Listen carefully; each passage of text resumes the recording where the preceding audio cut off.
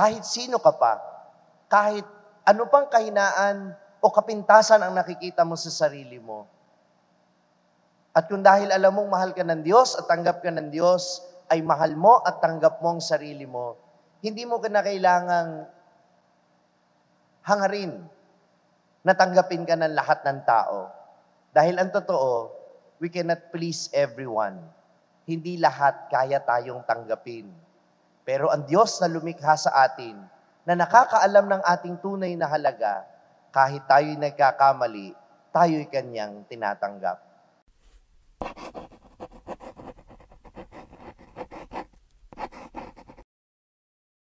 Sumainyo ang Panginoon at sumayo ang mabuting balita ng Panginoon ayon kay San Mateo. Papuri sa iyo, Panginoon. Si Jesus ay ipinanganak sa Bethlehem ng Judea noong kapanahunan ni Haring Herodes. Dumating naman sa Jerusalem ang ilang pantas mula sa silangan at nagtanong-tanong doon, nasaan ang ipinanganak na hari ng mga Hudyo? Nakita namin sa silangan ng kanyang tala at naparito kami upang sambahin siya. Nang mabalitaan ito ni Haring Herodes, siya'y naligalig. Gayon din ang buong Jerusalem. Kaya tinipon niya ang lahat ng punong saserdote at mga eskriba sa Israel at itinanong sa kanila kung saan ipinanganak ang Mesiyas. Sa Bethlehem po ng Judea, tugon nila. Ganito ang sinulat ng propeta. At ikaw, Bethlehem, sa lupain ng Huda, ay hindi nga huli sa mga pangunahing bayan ng Huda, sapagkat sa iyo lilitaw ang isang pinuno na mamamahala sa aking bayang Israel. Nang mabatid ito, lihim na ipinatawag ni Herodes ang mga pantas at itinanong kung kailan lumitaw ang tala. At pinalakad niya sila patungong Bethlehem matapos pagbili na ng ganito. Humayo kayo at inyong hanaping mabuti ang sanggol. Kapag natagpuan ninyo, ibalita nyo agad sa akin upang ako may makasamba sa kanya. At lumakad na nga ang mga pantas, muli silang pinangunahan ng talang nakita nila sa silangan hanggang sa sumapit ito sa tapat ng kinaroroonan ng bata. Gayon na lamang ang galak ng mga pantas nang makita ang tala. Pagpasok sa bahay, nakita nila ang bata sa piling ng kanyang inang si Maria. Lumapit sila at nagpatira pa at sinamba ang bata. Binuksan nila ang kanilang mga sisidlan at inihandog sa kanya ang dala nilang ginto, kamanyang at mira. Nang sila'y pabalik na, sinabi sa kanila ng Diyos sa pamamagitan ng panaginip na wag na silang babalik kay Herodes, kaya nag-iba sila ng daan, pauwi. Ang mabuting balita ng Panginoon. Pinupuri ka namin, Panginoong Jesucristo. Manatili pong nakatayo. Mga minamahal na kapatid, dapat ninyong mabatid kung paanong tayo'y nagpuri sa pagsilang ng ating Panginoong Jesucristo. Sa awa ng Diyos, amin ding ipinapahayag ang kagalakan ng pagkabuhay ng ating tagapagligtas. Sa 5 ng Marso, ang Miyerkules ng Abo, at simula ng pag-aayuno sa panahon ng Kwaresma. Sa 20 ng Abril, ang masayang pagdiriwang ng araw ng pagkabuhay. Ang matagumpay na pagtawid ng ating Panginoong Hesukristo. Sa unang araw ng Hunyo, ang kanyang pag-akyat sa langit at sa 8 naman ng buwan ding ito, ang dakilang kapistahan ng Pentecostes. Sa 22 ng Hunyo, ang dakilang kapistahan ng kamahal-mahalang katawan at dugo ng ating Panginoong Hesukristo. At sa 30 ng Nobyembre, ang unang linggo ng Adbyento. Sa Panginoong Hesukristo nararapat ang lahat ng parangal at papuri, ngayon at magpasawalang hanggan. Amen. Maaari na pong maupo. Magandang umaga po sa inyong lahat. Sa panahon natin ngayon, napakaraming nagpapakitang gilas dahil madali lang naman magpakitang gilas.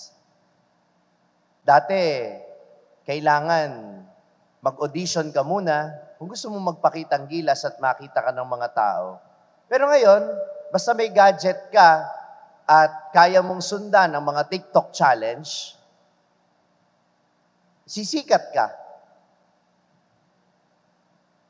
Hindi problema kung wala kang itsura o kung feeling mo masyado kang maitim o hindi ka masyadong makinis para maging celebrity. Sapat na yung may talent ka, makakapagpakitang gilas ka. Kaya naman, kung gusto mong maging kaaya-aya talaga ang itsura mo sa paningin ng iba, meron namang filter, di ba? Kung gusto mong magpakitang gilas, maraming paraan. Pero ang tanong, ano ang dahilan? Bakit maraming gustong magpasikat, maraming gustong magpakitang gilas? At ano ang dahilan? Dahil maraming mga tao feeling insecure. Maraming mga tao feeling nila hindi sapat yung itsura nila. I am too fat, I am too dark, masyado akong hindi makinis, masyado akong hindi gwapo, hindi ako maganda. At dahil dito, hindi ako katanggap-tanggap sa mundo. Hindi ako talented, hindi ako mayaman, kaya hindi ako katanggap-tanggap. Yan ang ipinamumukha sa atin ng kaaway ng Diyos hanggang sa ngayon. Dahil tandaan ninyo, nung likhain ng Diyos ang tao, nung likhain niya lahat ng bagay sa mundo, tiningnan niya lahat ng ito, and He saw it was good. Kasama yung tao sa nakita niyang mabuti. Pero ano ang sinabi ng kaaway ng Diyos kina Eva at Adan? Kapag kinain niyo ang bunga na iyan, magiging katulad kayo ng Diyos. Na para bang kinukumbinsi tayo na hindi natin katulad ang Diyos. Na para bang kapos na kapos tayo sa pagmamahal ng Diyos. At hindi yun totoo. Hindi yun totoo. Dahil kahit pa nagkasala si Eva at Adan, hindi naman nagbago ang pagtingin sa atin ng Diyos. Tayo pa rin yung mabuting nilalang niya. At yun ang ipinakita niya sa kanyang pagkakatawang tao. Na tayo'y mahalaga pa rin. Na tayo'y mabuti pa rin sa kanyang paningin. Kaya walang dahilan para ikahiya natin ang ating sarili. Walang dahilan para pagtakpan natin ang ating mga kahinaan. Bagkus, makita natin na sa kabila ng ating kahinaan, hindi nawawala ang kabutihang taglay natin. Kaya nga palagi kong sinasabi, walang masamang tao. Merong lahat tayo, mabuting tao na kung minsan nakakagawa ng masama. Amen ba yon? At ipinakita sa atin ng Panginoong Jesucristo na kaya nagkatawang tao ang Diyos para makita natin ang halaga ng angkin nating pagkatao. Na wala tayong dapat ikahiya, na hindi natin dapat maliitin ang ating mga sarili.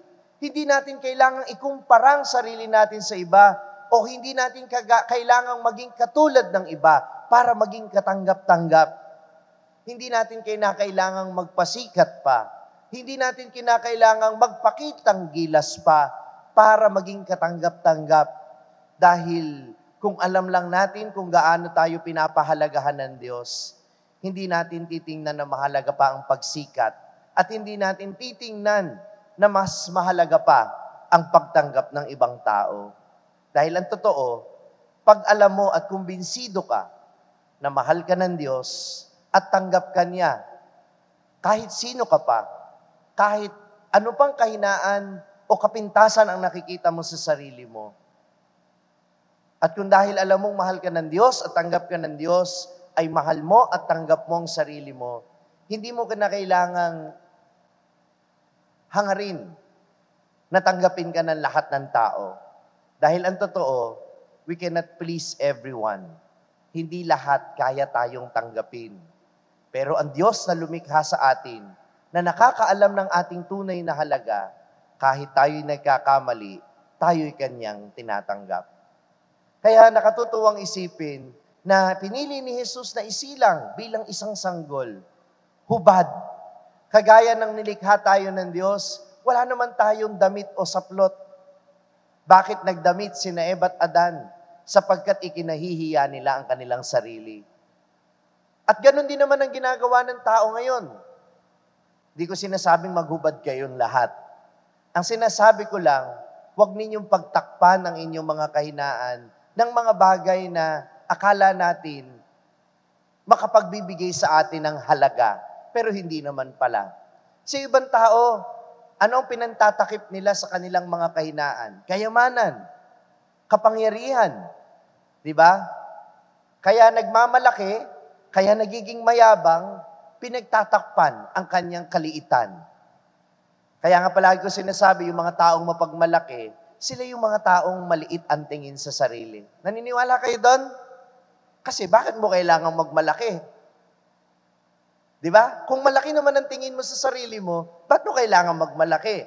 Kaya ka nagmamalaki kasi maliit ang tingin mo sa sarili mo. Pero ano ang ipinakita sa atin ng Panginoon? Pinili niyang maging maliit na bata sapagkat ang pagiging maliit ay hindi ikinakahiya. Tingnan ninyo ako, maliit lang.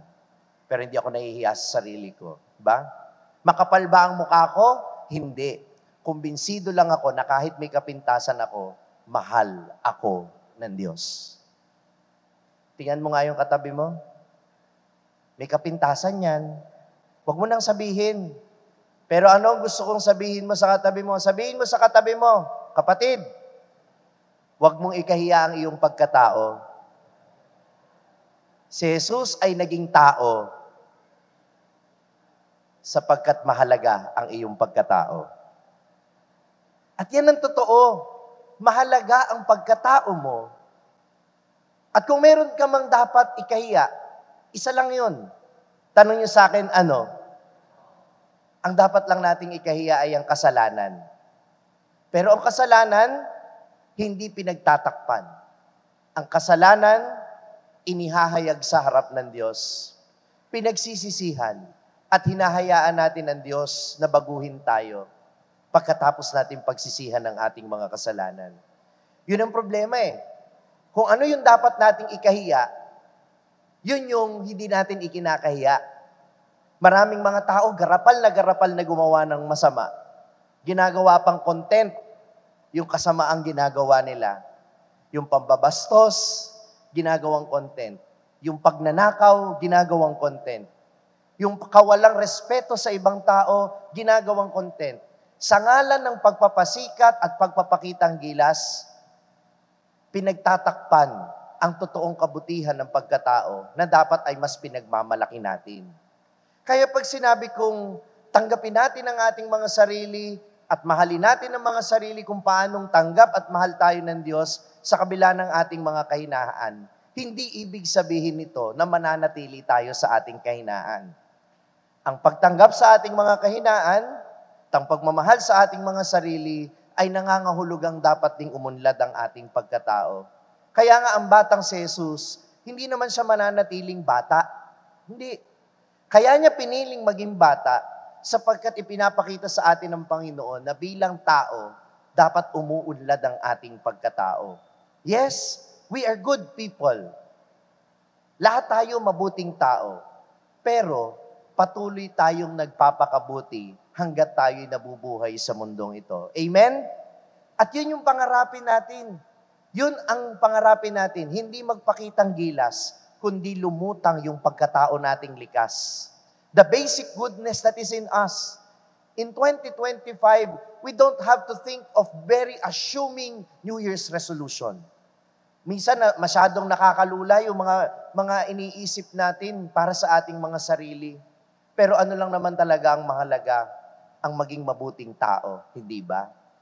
Kaya nga, tuwang-tuwa po ako dun sa napanood kong pelikula, yung Best Picture ng Metro Manila Film Fest ngayon, yung Green Bones. Sobrang naantig ako. 2 beses ko nang pinanonood. Na ang pangarap lang nung main character doon ay ano, yung ibang tao, pangarap nila magkaroon ng negosyo, pangarap nila magkaroon ng mga ganitong magandang mga bagay sa mundo, magkaroon ng bagong sapatos, maging successful sa buhay. Pero yung main character, ano yung isinulat niyang pangarap niya? Maging mabuting tao. At itong pangarap na ito hindi mahirap abutin. Dahil yan, nasa loob na nating lahat. Ang kinakailangan lang ay palutangin natin yun. Huwag nating pagtakpan ang ating mga kahinaan. Sapagkat when we recognize our weakness, pag kinilala natin at hindi pinagtakpan ang ating mga kahinaan, doon magsisimula ang paghahangad natin na mas maging mabuti. Dahil alam natin kung ano yung dapat nating baguhin o kung ano yung dapat nating pagbutihin. Amen ba yon? Huwag tayong maging katulad ni Herodes. Ayaw niyang kilalanin yung kahinaan niya at ayaw niyang makita ng iba na mahina siya. Kaya anong gagawin niya? Sisirain niya ang sino mang makakapag-outshine sa kanya. Bahagi yan ng panlilinlang ng demonyo.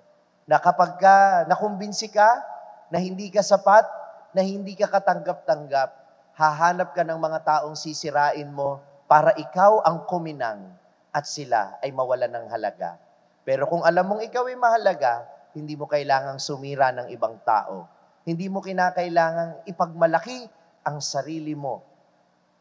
Hindi mo ikahihiya ang iyong pagkatao sa kabila ng mga kahinaan mo. Amen? Sa banal na misang ito, inihahayag din natin ang ating mga sarili sa Panginoon. Ano ang sinasabi natin pagkatapos ng pag-aalay? Itaas sa Diyos ang inyong puso at diwa. Iangat natin ang ating puso at diwa sa Panginoon. Ano ang ibig sabihin nun? Hayaan nating mahayag sa Kanya ang ating isip at ang ating puso upang kung may kailangang baguhin o pagbutihin, tutulungan tayo ng Panginoon. Amen? Pero huwag niyong ikahihiya. Hindi masamang aminin sa Panginoon na, Panginoon, nahihirapan po akong baguhin ang masama akong ugali. Mahalaga na inaamin natin sa Panginoon yon. Kasi, paano ka matutulungan kung hindi mo ito aaminin? Paano ka gagamutin ng doktor kung hindi mo sinasabi kung anong nararamdaman mo? Ganon din ang Panginoon. Mas mainam na huwag nating itago sa Kanya. Kasi yun ang ibig sabihin ng pagpapakita ng Panginoon. Inihayag niya ang Kanyang sarili bilang paanyaya sa atin na huwag nating ikahiya ang ating mga sarili. Pwede nyo bang ilagay ang inyong kanang kamay sa inyong dibdib? At sabihin sa inyong sarili, mahalaga ako sa paningin ng Diyos. Hindi ko kinakailangang ikahiya ang aking sarili. Oo, may kahinaan ako. Pero araw-araw, pwede akong magbago. Nilikha akong mabuti. Araw-araw, pwede akong magpakabuti. Amen. Mula sa makasaysayang simbahan ng Baraswain, binabati ko kayong lahat at nagpapasalamat ako sa patuloy ninyong pagsuporta sa aking social media ministry, ang Sa Madaling Sabi. Ang aking mga pagninilay araw-araw ay maaari din po ninyong marinig sa #1 Catholic prayer app sa buong mundo, ang Hallow app. Alam nyo ba na maaari din ninyo itong i-download ng libre sa inyong Google Play Store at Apple App Store para manatili kayong updated sa mga pagninilay sa Ebanghelyo araw-araw. Gayun din naman, huwag niyong kalimutan na i-like at mag-subscribe sa aking social media platforms na makikita po ninyo dito sa ating screen para manatili kayong updated sa mga bagong contents. Maririnig din ninyo ang aking podcast sa Spotify. Naglalabas po ako ng content every Thursday at yan po ang Sabihin Mo sa Akin. Kung na-inspire at na-bless ka ng reflection na ito, huwag mo sanang kalimutan na i-share din ito sa mga kapamilya o kaibigan mo na nangangailangang marinig din ang mensaheng ito. Ako po si Father Franz Dizon, ang content creator ng Sa Madaling Sabi, sharing the message of salvation. Hanggang sa muli.